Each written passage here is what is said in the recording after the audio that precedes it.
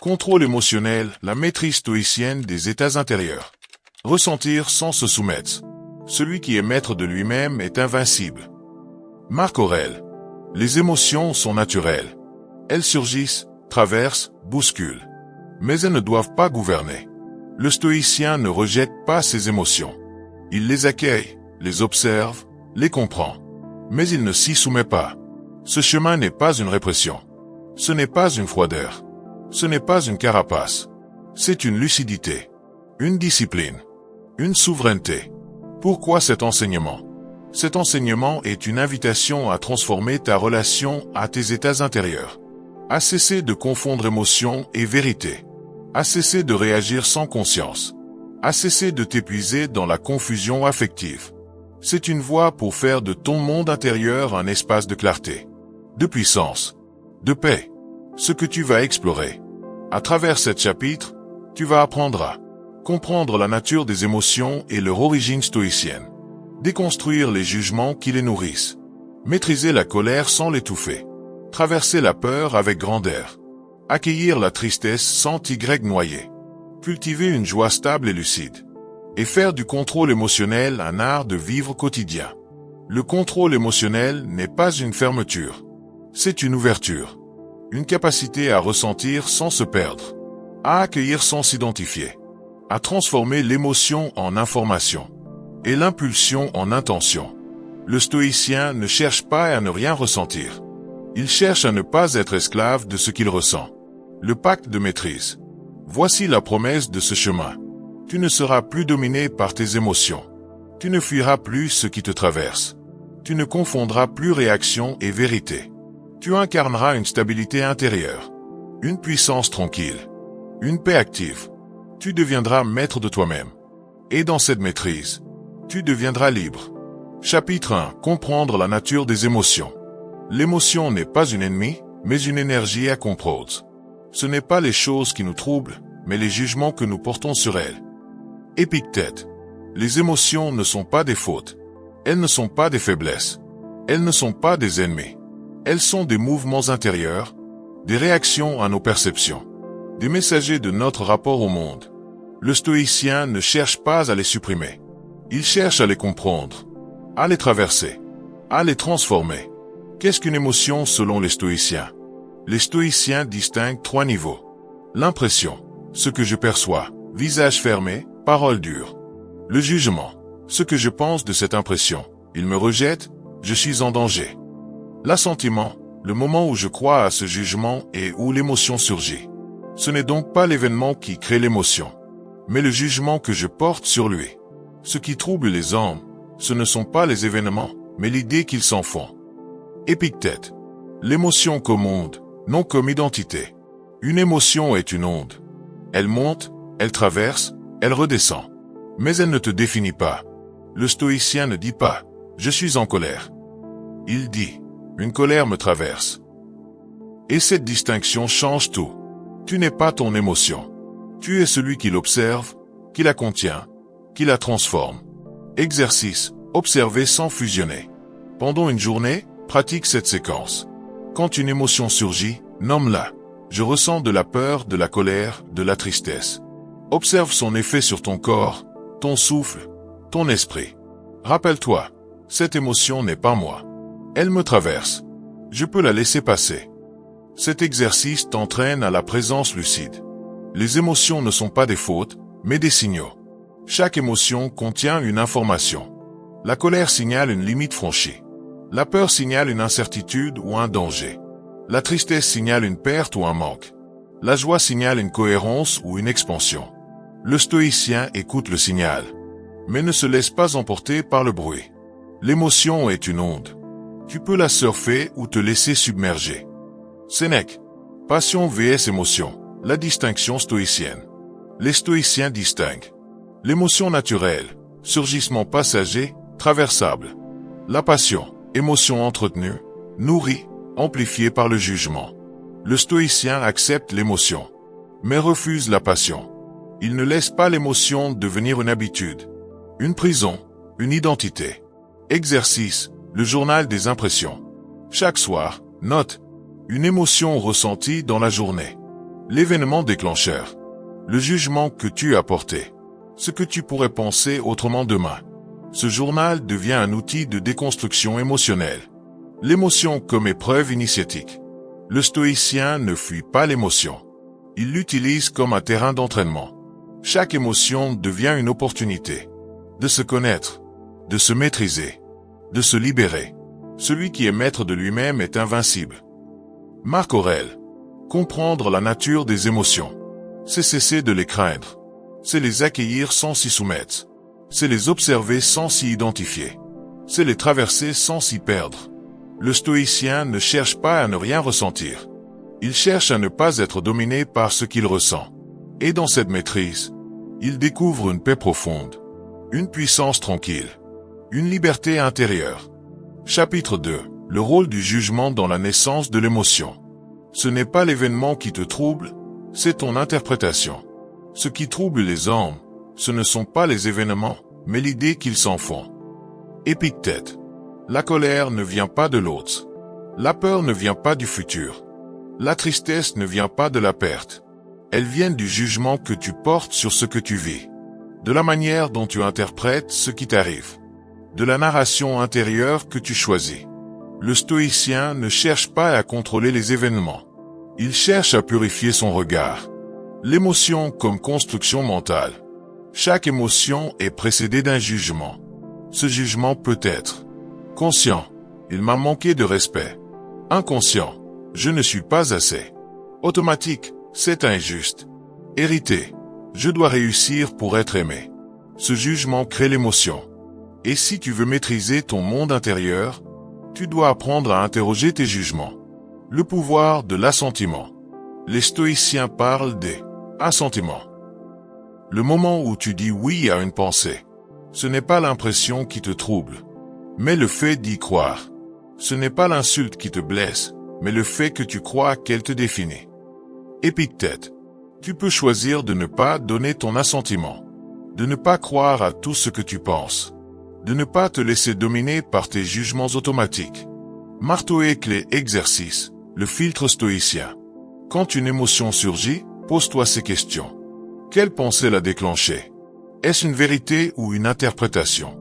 Est-ce que cette pensée dépend de moi? Est-ce qu'elle me rend plus libre ou plus esclave? Ce filtre t'aide à désactiver les jugements toxiques. Le jugement comme racine de la passion. Les stoïciens distinguent l'émotion naturelle, passagère, traversable. La passion, émotion amplifiée par un jugement nourri. Exemple. Tu ressens une peur, tu juges que tu es en danger, tu nourris cette pensée, tu développes une angoisse chronique. Le stoïcien coupe la racine, le jugement. Il ne lutte pas contre l'émotion. Il transforme la pensée qui l'alimente. Reformuler pour se libérer. Le langage intérieur est une clé. Ce que tu te dis à toi-même façonne ton monde émotionnel. Exemple de reformulation stoïcienne. Il m'a blessé. Il a parlé selon sa nature. Je choisis ma réponse. Je vais échouer. Je vais agir selon mes principes. Le résultat ne m'appartient pas. Je suis seul. Je suis avec moi-même. Et cela est suffisant. La reformulation est un acte de souveraineté. Exercice, le journal des jugements. Chaque soir, note une émotion forte ressentie. Le jugement qui l'a déclenché. Une reformulation stoïcienne possible. Ce que tu choisis de croire demain. Ce journal devient un outil de purification mentale. Nous sommes aussi affectés par les jugements extérieurs. Mais le stoïcien ne leur donne pas pouvoir. Ce que les autres pensent de toi ne te définit pas. Ce que tu crois à leur sujet, oui. Sénèque. Tu peux entendre sans absorber. Tu peux écouter sans croire. Tu peux rester libre face au regard d'autrui. Le jugement est la racine de l'émotion. Et si tu veux maîtriser ton monde intérieur, tu dois apprendre à interroger tes pensées, à filtrer tes croyances, à choisir tes interprétations. Le stoïcien ne cherche pas à ne rien ressentir. Il cherche à ne pas être esclave de ce qu'il pense. Et dans cette maîtrise, il découvre une paix profonde, une puissance tranquille, une liberté mentale. Chapitre 3. Maîtriser la colère sans l'étouffer. La colère comme feu intérieur. La colère est une courte folie. Sénèque. La colère surgit comme une flamme. Elle brûle, elle consume, elle aveugle. Mais elle peut aussi éclairer. Si elle est contenue, comprise, transformée. Le stoïcien ne réprime pas la colère. Il ne la nie pas. Il ne s'y abandonne pas. Il la maîtrise sans l'étouffer. D'où vient la colère? La colère naît d'un jugement. Ce n'est pas juste. Il ne devrait pas agir ainsi. Je mérite mieux. On m'a manqué de respect. Ce jugement crée une tension intérieure. Et cette tension devient feu. Ce n'est pas l'offense qui te blesse, mais le fait que tu crois qu'elle t'est due. Épictète. La colère est donc une réaction à une attente non satisfaite. La colère comme signal, non comme vérité. La colère peut être utile. Elle signale une limite franchie, une valeur violée, un besoin ignoré. Mais elle n'est pas une vérité absolue. Elle est un signal à écouter, pas une injonction à suivre. Le stoïcien entend la colère, mais ne lui obéit pas. Exercice, le rituel de désescalade.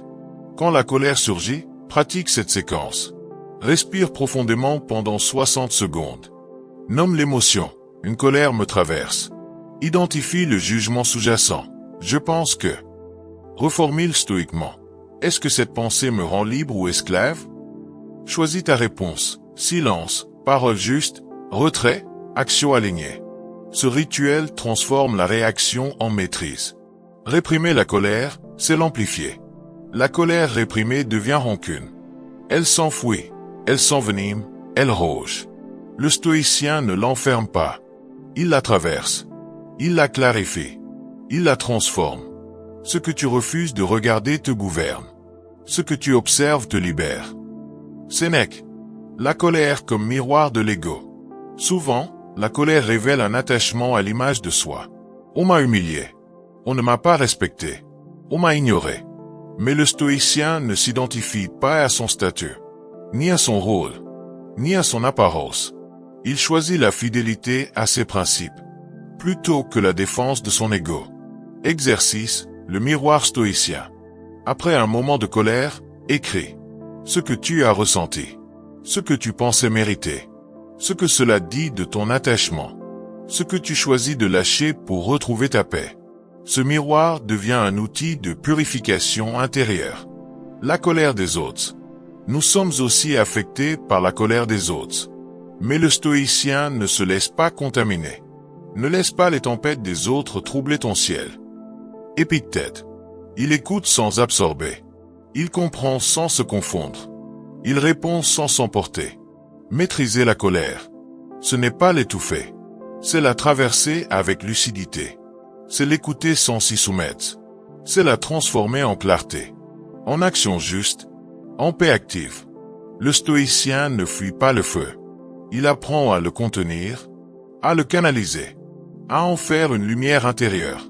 Et dans cette maîtrise, il devient invincible. Chapitre 4. Traverser la peur avec grandeur. La peur comme ombre du futur. Ce que tu crains est déjà en train de passer. Marc Aurèle. La peur est une projection, une image mentale d'un futur incertain. Elle surgit quand l'esprit quitte le présent et s'égare dans l'anticipation. Le stoïcien ne nie pas la peur. Il la regarde en face. Il la traverse avec grandeur. Il ne cherche pas à l'éviter, mais à s'y entraîner. D'où vient la peur?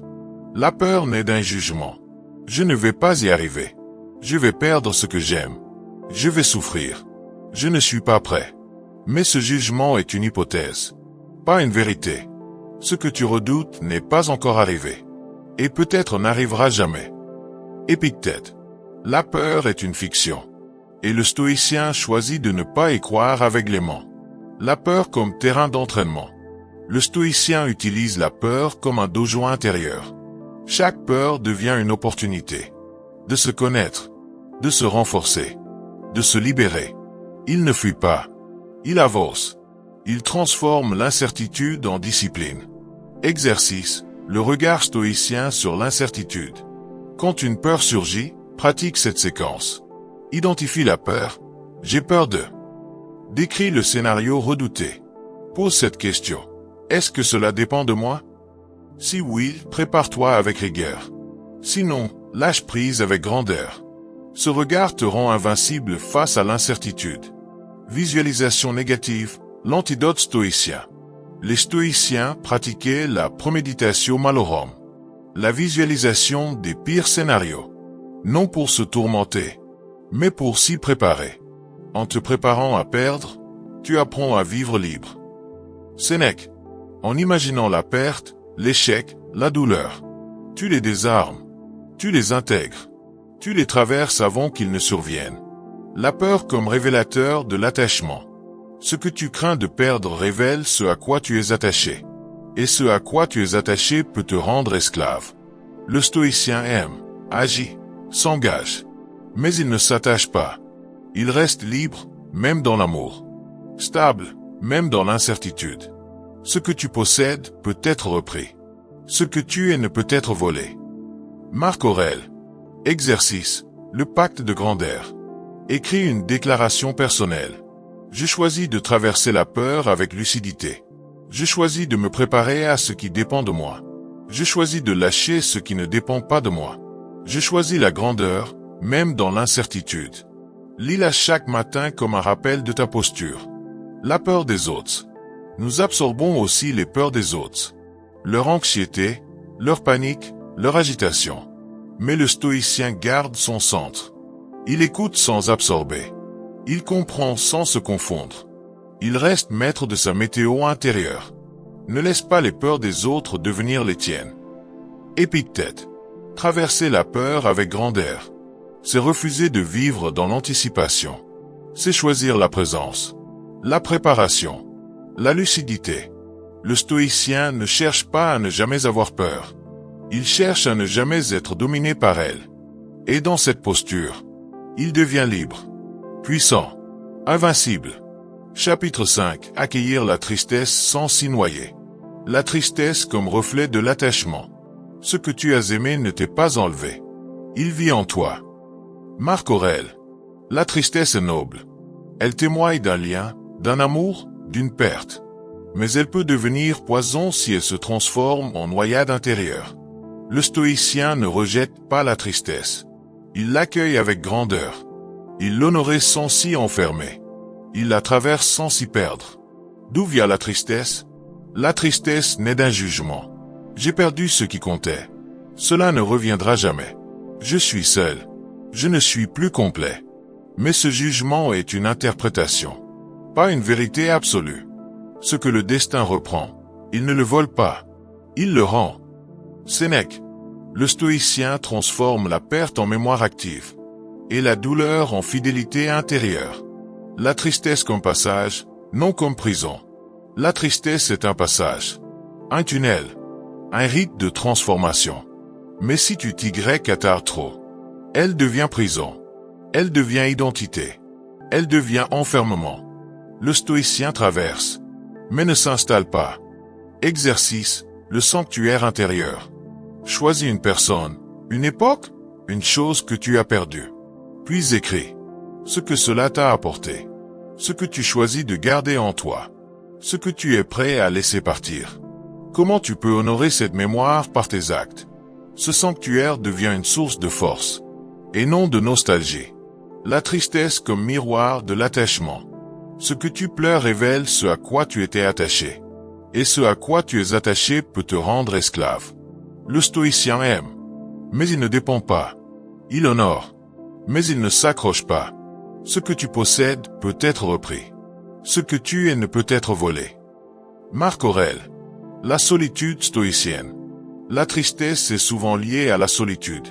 Mais la solitude n'est pas un manque. C'est un espace de retour à soi. Un lieu de purification. Un sanctuaire de renaissance. Le stoïcien ne fuit pas la solitude. Il l'habite. Il s'y fortifie. Exercice, le journal de la traversée. Chaque soir, note ce que tu as ressenti de triste. Ce que cela révèle de ton attachement.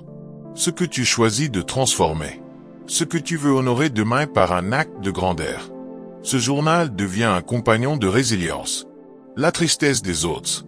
Nous absorbons aussi la tristesse des autres. Mais le stoïcien ne se laisse pas submerger. Il écoute avec compassion, mais reste maître de son centre. Il accompagne sans se confondre.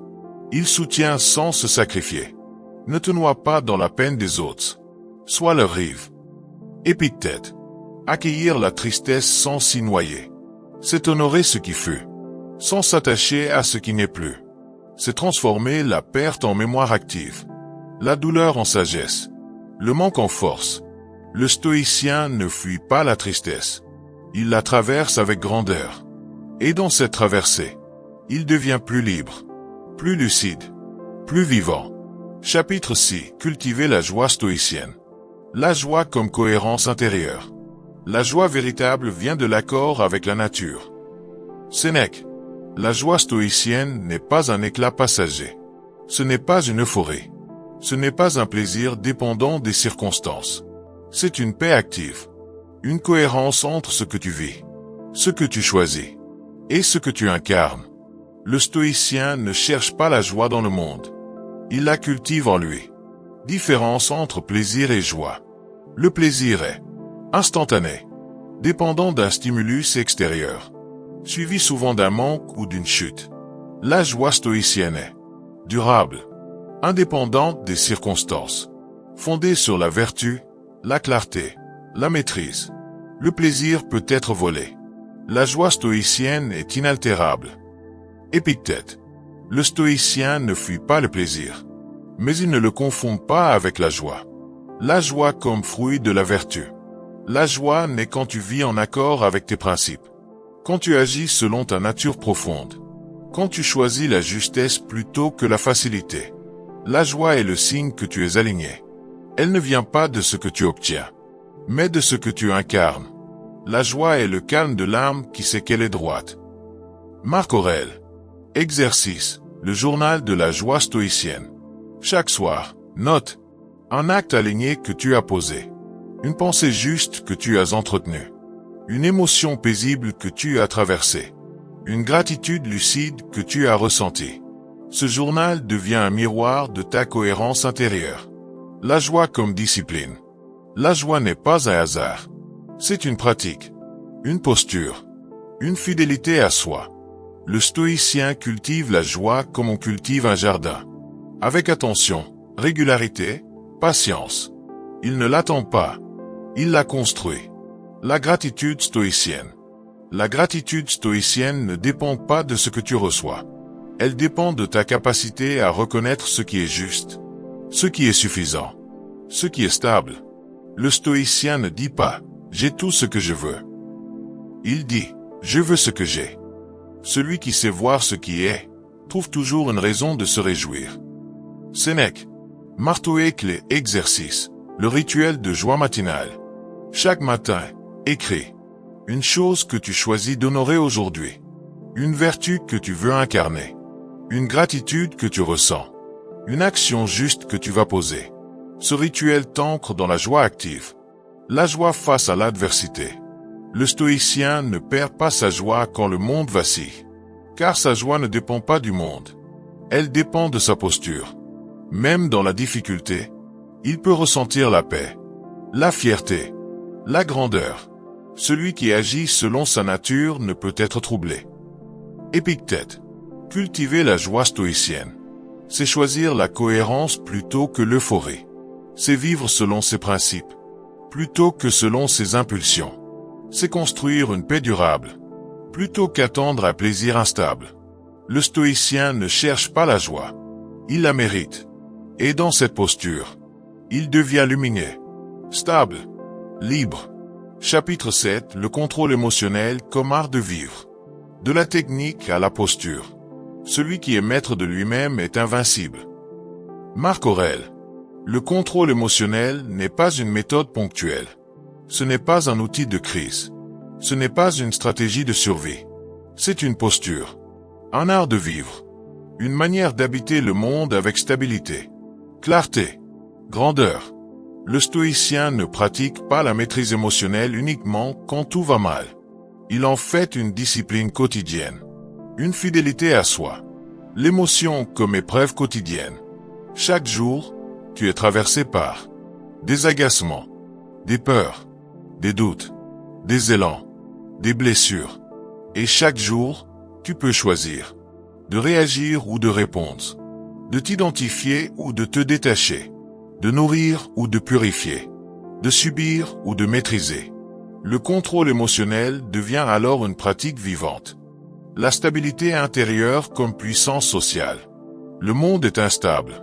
Les relations sont complexes. Les circonstances sont imprévisibles. Mais si tu es stable en toi, tu deviens un repère, un pilier, un phare. Celui qui ne dépend pas du monde pour être en paix devient une source de paix pour le monde. Épictète. Le stoïcien rayonne par sa maîtrise. Il inspire par sa posture. Il influence par sa paix. Exercice. Le pacte de maîtrise quotidienne. Chaque matin, répète ce pacte. Je choisis de ressentir sans me soumettre. Je choisis de répondre plutôt que de réagir. Je choisis la clarté plutôt que la confusion. Je choisis la paix plutôt que la tension. Je choisis la grandeur plutôt que l'impulsion. Ce pacte devient ton socle intérieur. La maîtrise comme fidélité à soi. Maîtriser ses émotions. Ce n'est pas se trahir. C'est se respecter. C'est rester fidèle à ses principes. Même quand l'émotion veut t'en détourner. Le stoïcien ne se laisse pas gouverner par l'instant. Il reste fidèle à l'essentiel. La maîtrise comme un relationnel. Dans les relations, le contrôle émotionnel devient écoute sans absorption, réponse sans agressivité, présence sans dépendance, clarté sans rigidité. Le stoïcien ne cherche pas à dominer l'autre. Il cherche à rester maître de lui-même, même dans le tumulte. Celui qui reste calme quand l'autre s'emporte est déjà victorieux. Sénèque. Exercice. Le journal de la posture. Chaque soir, note une situation émotionnelle vécue. Comment tu y as répondu? Ce que tu as appris sur toi. Ce que tu choisis d'incarner demain. Ce journal devient ton miroir de croissance. La maîtrise dans l'adversité. Le contrôle émotionnel est mis à l'épreuve dans l'échec, le rejet, l'injustice, la perte. Mais c'est là qu'il devient rare. Car c'est dans la tempête que le stoïcien révèle sa grandeur. Ce que le monde fait ne dépend pas de toi. Ce que tu fais en réponse, oui. Épictète. Le contrôle émotionnel comme art de vivre. C'est une fidélité à soi. Une discipline quotidienne. Une posture stable. Une paix active. Le stoïcien ne cherche pas à ne rien ressentir. Il cherche à ne pas être dominé. Et dans cette maîtrise, il devient libre, puissant, lumineux. Conclusion, la souveraineté intérieure comme voie de grandeur. Celui qui est maître de lui-même est invincible. Marc Aurèle. Tu as traversé 7 chapitres, 7 seuils. Cette invitation à te libérer de l'emprise émotionnelle, à transformer la réaction en réponse, l'impulsion en intention, la confusion en clarté. Tu as appris que le contrôle émotionnel n'est pas une répression, mais une lucidité, une posture de grandeur. Une fidélité à soi. Une paix active. Ce que tu as conquis. À travers ce chemin, tu as conquis la capacité à observer sans fusionner. La puissance de reformuler tes jugements. La maîtrise de la colère sans l'étouffer. La traversée de la peur avec grandeur. L'accueil de la tristesse sans noyade intérieure. La culture d'une joie stable et lucide. Et surtout, une posture stoïcienne, claire, stable, invincible. Le pacte de maîtrise. Voici ton pacte final. Je choisis de ressentir sans me soumettre. Je choisis de répondre plutôt que de réagir. Je choisis la clarté plutôt que la confusion. Je choisis la paix plutôt que la tension. Je choisis la grandeur plutôt que l'impulsion. Je choisis la fidélité à mes principes, même dans la tempête. Ce pacte est ton socle, ta boussole, ton sanctuaire. Le contrôle émotionnel comme art de vivre. Ce n'est pas une technique. Ce n'est pas une stratégie. C'est une manière d'habiter le monde. De marcher dans l'incertitude sans perdre ton centre. De traverser les relations sans te perdre. De vivre pleinement, sans être esclave de ce que tu ressens. Le stoïcien ne cherche pas à ne rien ressentir. Il cherche à ne pas être dominé. Et dans cette maîtrise, il devient libre. Et maintenant, chaque jour, tu peux choisir de ressentir sans te confondre, d'agir sans impulsion, de parler sans agressivité, d'aimer sans dépendance, de perdre sans te briser, de vivre sans te trahir. Le contrôle émotionnel devient alors une pratique, une voie, un art de vivre. Sois stoïcien, sois libre, sois vivant. Tu n'as pas besoin d'un monde parfait. Tu as besoin d'une posture intérieure inébranlable. Tu n'as pas besoin de tout comprendre. Tu as besoin d'habiter ton centre et d'agir avec justesse. Tu es prêt. Tu es libre. Tu es vivant. Ce jour est un cadeau. Peut-être le dernier. Vis-le comme tel. Sénèque.